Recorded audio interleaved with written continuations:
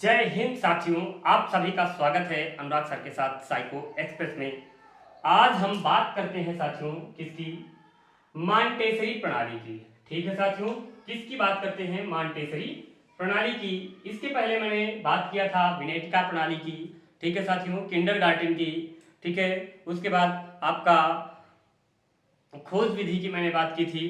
ठीक है साथियों, इसी प्रकार से उन विधियों की यानी प्रणालियों की सीरीज में आज हम आगे बात करते हैं किसकी, मॉन्टेसरी प्रणाली की। यानी वैयक्तिक भिन्नता के आधार पर एक बच्चे को पढ़ाने के लिए मॉन्टेसरी प्रणाली किस प्रकार से हमारा क्या करती है, सहयोग करती है। ठीक है साथियों, तो मॉन्टेसरी प्रणाली के प्रतिपादक कौन थे। आपके सीधे क्वेश्चन उठता है कि मॉन्टेसरी प्रणाली का प्रतिपादक कौन था। ठीक है, तो मॉन्टेसरी प्रणाली का प्रतिपादक कौन है, मारिया मॉन्टेसरी जी हैं। कौन है ये, इटली की मनोवैज्ञानिक है। कौन, मारिया मॉन्टेसरी जी ने क्या किया था, इस प्रणाली का प्रतिपादन किया था। ठीक है साथियों, तो लिखा हुआ है आपका पहला पॉइंट कि इस प्रणाली का प्रतिपादन इटली निवासी मनोवैज्ञानिक डॉक्टर मारिया मॉन्टेसरी ने किया था। ठीक है साथियों, यानी इस प्रणाली का जो भी प्रतिपादन किया गया था, बनाया गया था किसके द्वारा, मारिया मॉन्टेसरी के द्वारा, डॉक्टर मारिया मॉन्टेसरी के द्वारा बनाया गया था। ये इटली के निवासी थी। ठीक है साथियों, उसके बाद क्या होता है, इस प्रणाली में व्यवहारिक उपकरणों तथा सभी ज्ञानेंद्रियों के माध्यम से शिक्षा दी जाती है। ठीक है साथियों, किसके माध्यम से, ज्ञानेंद्रियों के माध्यम से, यानी आंख, कान, नाक, त्वचा, जो हमारी ज्ञानेंद्रियां हैं उनके माध्यम से हम क्या करते हैं, बालक को शिक्षा देते हैं। यहीं पे क्वेश्चन बनता है आपका कि ज्ञानेंद्रियों के माध्यम से शिक्षा देने की बात किसने कही थी। तो ज्ञानेंद्रियों से शिक्षा देने की बात किसने कही थी, मारिया मॉन्टेसरी ने कही थी। ठीक है, मारिया मॉन्टेसरी ने किस प्रकार से शिक्षा देने की बात कही थी, तो किस प्रकार से, ज्ञानेंद्रियों के माध्यम से कही थी। यानी बच्चे की ज्ञानेंद्रियों को क्या किया जाए, प्रशिक्षित किया जाए। ठीक है, बच्चे को ज्ञानेंद्रियों को क्या किया जाए, प्रशिक्षित किया जाए। जब बच्चे की ज्ञानेंद्रियां प्रशिक्षित हो जाएंगी तो धीरे धीरे उसके अंदर शिक्षा का क्या होता है, विकास चालू हो जाता है। ठीक है साथियों, उसके बाद इन्होंने बताया था कि यह प्रणाली मंद बुद्धि के बालकों के लिए क्या होती है, बहुत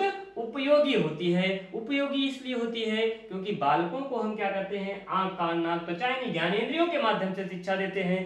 तो मंद बुद्धि का बालक भी क्या करता है, ज्ञानेंद्रियों के माध्यम से शिक्षा को ग्रहण कर सकता है। ठीक है साथियों, उसके बाद मारिया मॉन्टेसरी ने अपनी इस विधि को लेकर एक कथन कहा है। ये कथन कहा है कि बालक एक शरीर है जो बढ़ता है, एक आत्मा है जो विकसित होती है। ठीक है साथियों, मारिया मॉन्टेसरी ने कहा कि बालक एक शरीर है जो बढ़ता है, एक आत्मा है जो क्या होती है, विकसित होती है। तो ये कथन किसका था, डॉक्टर मारिया मॉन्टेसरी जी का था। ठीक है साथियों, उसके बाद यह प्रणाली 3 से 6 वर्ष के बालकों के लिए क्या है, बहुत उपयोगी है। यह प्रणाली जो है क्या है, 3 से 6 वर्ष का जो बालक होता है उन बालकों के लिए क्या होती है, बहुत उपयोगी होती है। ठीक है साथियों, तो ये है आपका क्या, मारिया मॉन्टेसरी। ठीक है, इससे क्वेश्चन बनेगा कि इस प्रणाली का प्रतिपादन किसने किया, तो डॉक्टर मारिया मॉन्टेसरी ने। डॉक्टर मारिया मॉन्टेसरी रहने वाली कहाँ की थी, तो रहने वाली इटली की थी। ठीक है साथियों, उसके बाद क्वेश्चन बनता है कि ज्ञानेंद्रियों के माध्यम से शिक्षा देने की बात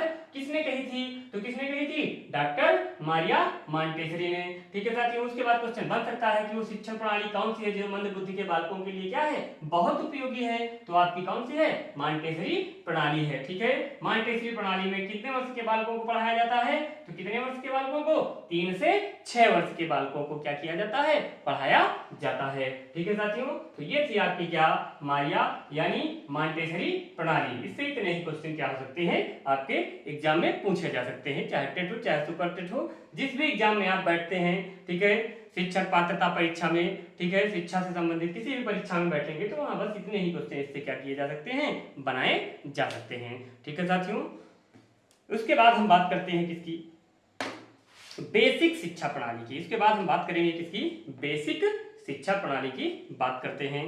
ठीक है साथियों, तो बेसिक शिक्षा प्रणाली की हम बात करेंगे। बेसिक शिक्षा प्रणाली की हम क्या करेंगे, बात करेंगे। तो बेसिक शिक्षा प्रणाली किसने दिया था, ये सभी को मालूम होगा। ठीक है साथियों, किसकी बात करेंगे हम, बेसिक शिक्षा प्रणाली, किसकी बात होगी, बेसिक बेसिक शिक्षा प्रणाली। ठीक है साथियों, बेसिक शिक्षा प्रणाली, इसके प्रतिपादक कौन है आपके? इसके प्रतिपादक हैं महात्मा गांधी। कौन है? महात्मा गांधी जी हैं। इस प्रणाली के प्रतिपादक यानी बेसिक शिक्षा प्रणाली के प्रतिपादक आपके कौन हैं? महात्मा गांधी जी हैं। ठीक है साथियों, तो इसमें क्या होता है? इसमें मुख्य बिंदु जो आपके यहाँ परीक्षाओं में पूछे जाते हैं, तो इसमें मुख्य बिंदु क्या होता है साथियों? ठीक है, तो इसमें क्या होता है कि इसमें अनिवार्य तथा निःशुल्क शिक्षा की क्या की गई थी? व्यवस्था की गई थी। ठीक है, इस प्रणाली में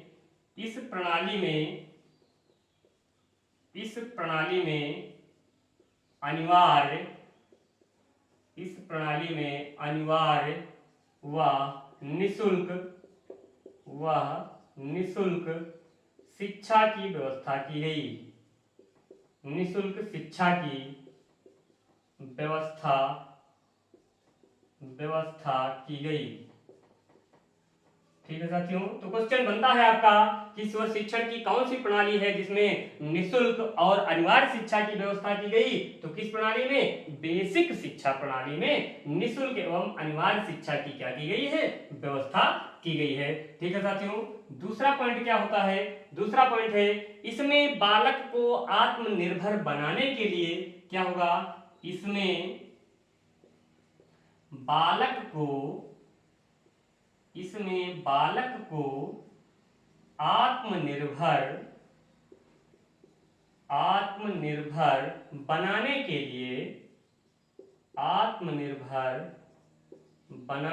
लिए इसमें बालक को आत्मनिर्भर बनाने के लिए हस्तकला पर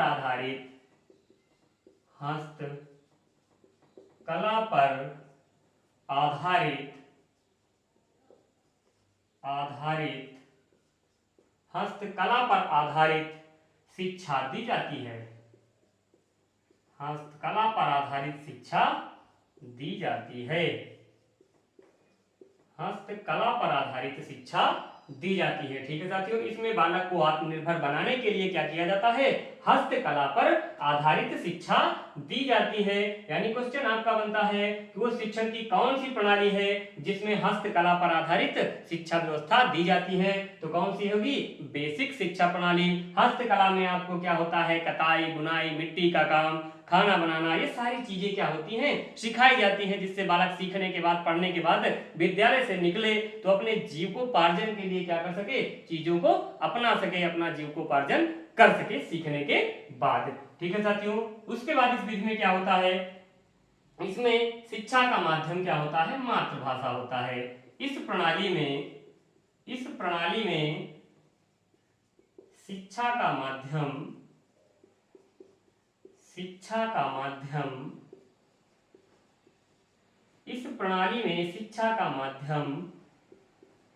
मातृभाषा होता है। इस प्रणाली में शिक्षा का माध्यम क्या होता है? मातृभाषा होता है। ठीक है साथियों, तो क्वेश्चन आपका बन सकता है कि वो कौन सी प्रणाली है जिसमें मातृभाषा के द्वारा बालक को सिखाया जाता है? तो कौन सी शिक्षण प्रणाली होगी? बेसिक शिक्षण प्रणाली होगी, जिसमें हम क्या कर सकते हैं? बालक को मातृभाषा यानी कि उनकी जो मातृभाषा होती है उसको हम क्या कर सकते हैं? उसके द्वारा उसको हम क्या करते हैं? सिखाते हैं। जिस क्षेत्र का बालक है वहां की जो मदर लैंग्वेज है उसके माध्यम से हम क्या कर सकते हैं? उस बच्चे को शिक्षा देते हैं, जिससे उन चीजों को क्या करे? आसानी से सीख सके। ठीक है साथियों, तो ये है आपकी क्या? बेसिक शिक्षा प्रणाली, जिसमें आपका क्वेश्चन बनेगा कि निःशुल्क एवं अनिवार्य शिक्षा की वकालत किसने की थी? किस प्रणाली ने? तो किसने की थी? बेसिक शिक्षा प्रणाली ने। या बेसिक शिक्षा प्रणाली का प्रतिपादन किसने किया था? तो मोहनदास करमचंद गांधी जी ने किया था। ठीक है साथियों, हस्तकला पर आधारित शिक्षा प्रणाली कौन सी है? तो हस्तकला पर आधारित शिक्षा प्रणाली आपकी क्या है? बेसिक शिक्षा प्रणाली है। ठीक है, वह कौन सी प्रणाली है जिसमें बालक को मातृभाषा में शिक्षा दी जाती है? तो कौन सी प्रणाली है? आपकी बेसिक शिक्षा प्रणाली है, जिसमें बालक को मातृभाषा में क्या की जाती है? शिक्षा दी जाती है। तो ये थी साथियों आपकी क्या? मॉन्टेसरी और बेसिक शिक्षा प्रणाली। इसके बाद हम बात करेंगे ह्यूरिस्टिक पद्धति की और खेल विधि की बात करेंगे अगले वीडियो में। ठीक है साथियों, जय हिंद। जय भारत।